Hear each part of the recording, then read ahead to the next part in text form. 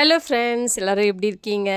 So இந்த vlog வந்து பார்த்தீங்கன்னா கந்தசஷ்டி விரதத்தோட கடைசி நாள் தான் ஃப்ரெண்ட்ஸ். இன்றைக்கி நல்லபடியாக பூஜையெல்லாம் முடித்து முருகருக்கு படையல் போட்டு என்னோடய விரதமும் வந்து முடிச்சாச்சு.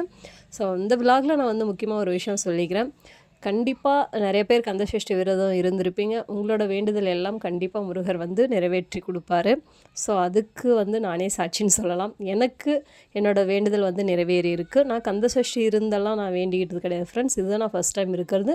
பொதுவாக நான் வந்து முருகர்கிட்ட வேண்டிக்கிட்டேன். அவரோட கோயிலுக்கே ஒரு டைம் வெளியில் போனப்போ வந்து நான் அவர்கிட்ட மனசார வேண்டிக்கிட்டது, என் பிள்ளைக்கு வந்து நல்ல ஒரு பேச்சை கொடுங்க. ஏன்னா அவள் அப்போ வந்து சரியாக பேசாமல் இருந்தால் நல்லா அவள் பேசணும் அப்படின்னு நான் வேண்டிக்கிட்டேன். அவ்வளோ நல்லா பேசுகிறா. இப்போ இன்னொரு விஷயமும் வேண்டிக்கிட்டேன். அவர் வந்து என்னை விட்டு வெளியில் வேலை செய்கிற மாதிரி இருந்தது. ஒரு 2, 2.5 வருஷம் அப்பப்போ வந்து போயிட்டுருந்தாங்க. எனக்கு நான் 3 பெண் குழந்தைங்கள வச்சுக்கிட்டு இங்கே தனியாக இருந்தப்போ, அவர் கூடவே இருந்தால் நல்லாயிருக்கும், என் கூட இருந்துட்டு வேலைக்கு போயிட்டு வந்தால் நல்லாயிருக்கும் அப்படின்ற மாதிரி நான் நினச்சி வேண்டிக்கிட்டேன். அதே நேரத்தில் அவரோட வேலைக்கும் எந்த பிரச்சனையும் வராமல் வேலையும் இருக்கணும், என் கூடயும் இருக்கணும் அப்படின்னு வேண்டிக்கிட்டு அது 2மே நல்லபடியாக நடத்தி கொடுத்தாரு. ஒரு சில விஷயம் வந்து நம்மளுக்கு நடக்கலைன்னா கண்டிப்பாக அதுக்கு ஏதாவது ஒரு காரணம் இருக்கும்னு நம்ம எடுத்துக்கணும் கண்டிப்பாக. ஏன்னா எது நமக்கு நல்லதோ அந்த வேண்டுதலை கண்டிப்பாக நிறைவேற்றி கொடுப்பாங்க.